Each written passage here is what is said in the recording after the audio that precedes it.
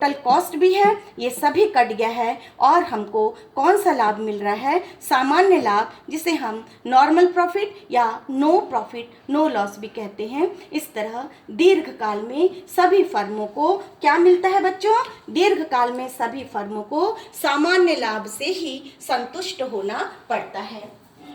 आपके मन में ये आ रहा होगा कि दीर्घकाल में सामान्य लाभ से संतुष्ट क्यों होना पड़ा, तो इसके लिए मैं आपको ये बताना चाहूँगी। थोड़ी देर आपको मैं ये पहले मैं इसको एक्सप्लेन कर दूँ, थोड़ा सा इसमें चित्र को भी मैं बना के बताती हूँ कि यदि हम अल्पकाल में अतिरिक्त लाभ प्राप्त कर रहे थे, कब आप अतिरिक्त लाभ प्राप्त कर रहे थे? जब आपकी आय से आपकी जो लागत रेखा थी वो कहाँ थी? नीचे थी।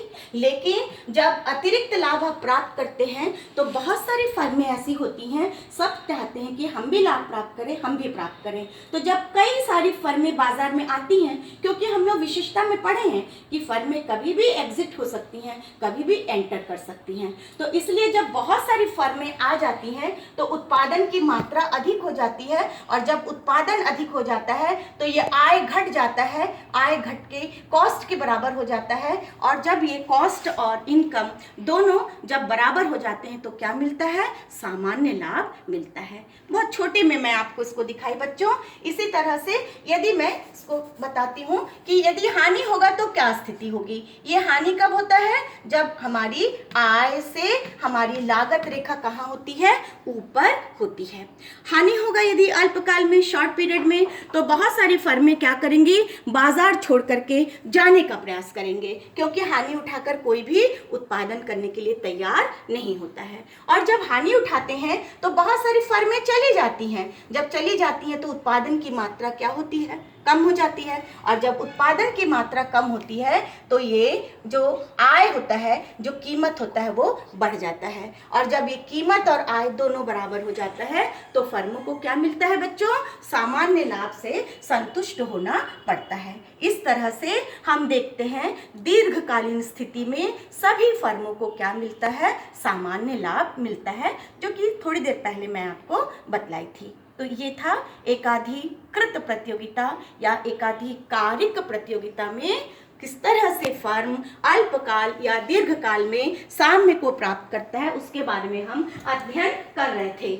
इसके बाद हम आपको अब सेलिंग कॉस्ट के बारे में बतलाएंगे, जिसमें ये देखा गया है विक्रय लागत, जो कि एक बहुत ही महत्वपूर्ण कारक था। विशेषताओं के अंतर्गत यहाँ पर ये देखने को मिलेगा कि विशेषताओं के अंतर्गत में हमने देखा था कि विक्रय लागत का बहुत महत्व होता है। विक्रय लागत यानी सेलिंग कॉस्ट यहाँ दिख रहा है। इस बाजार में हर विक्रेता चाहता है अपनी वस्तु को अधिक से अधिक बेचने के लिए वो प्रयास करता है, और क्या करता है? वो अपनी वस्तु को बेचने के लिए तरह तरह का प्रलोभन देता है, विज्ञापन करता है, प्रचार करता है, अपनी वस्तु में कुछ छूट देता है, और इस तरह से वो इस बाजार में वस्तु को बेचने का प्रयास करता है। तो यहाँ जो अगला जो चित्र है वो हमने विक्रय लागत या सेलिंग कॉस्ट को लेकर के दिखाया है बच्चों। इस बाजार की स्थिति में यहाँ पर सेलिंग कॉस्ट या बिक्री लागत देखने को मिल रहा है।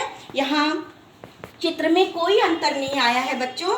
बिक्री लागत अपने आप में बहुत ही महत्वपूर्ण होता है, इसलिए जो चैम्बरलिन की धारणा थी, जिसमें हम बिक्री लागत को अनिवार्य रूप से लेकर चलते हैं, और साम्य की स्थिति में तो कोई अंतर नहीं आया है। साम्य की स्थिति तो वही मिलती है जहां MR और MC की रेखा एक दूसरे के बराबर होती है। इसलिए इस चित्र में चूंकि विज्ञापन लागत हर किसी के अलग अलग है, बिक्री लागत हर किसी के अलग अलग है, इसलिए यहाँ इसको दिखाया गया है। और यहाँ जो है आय बिंदु के लिए P2 हो गया, उत्पादन के लिए OQ हो गया है, और ये AC की रेखा है, एवरेज कॉस्ट की रेखा है। और यहाँ पर ये एवरेज कॉस्ट नहीं बच्चों, ये MC की रेखा है, सीमांत लागत की रेखा है ये, और ये आय हो गया। इसी बिंदु पर इसको आय के रूप में प्राप्ति होगी। कॉस्ट उसका यहाँ जुड़ा हुआ है। ये PC, यहाँ पर मैंने इसको स्पष्ट किया है, PC जो है ये प्रोडक्शन कॉस्ट या उत्पादन लागत के लिए है, और ATUC क्या है? Average total unit cost. Average total unit cost प्रति इकाई कुल औसत लागत। तो तो ये दोनों को जोड़कर ही जो है विक्रय लागत बना है। इसलिए ये जो छायादार हिस्सा हमको दिखाई दे रहा है, ये हिस्सा ही सेलिंग कॉस्ट को बतला रहा है। ये जो बीच का जो हिस्सा दिख रहा है, ये हमारा सेलिंग कॉस्ट है। आय हो गया P2Q और लागत हो गया ये L2, जो कि यहाँ पर ये दिख रहा है L2Q।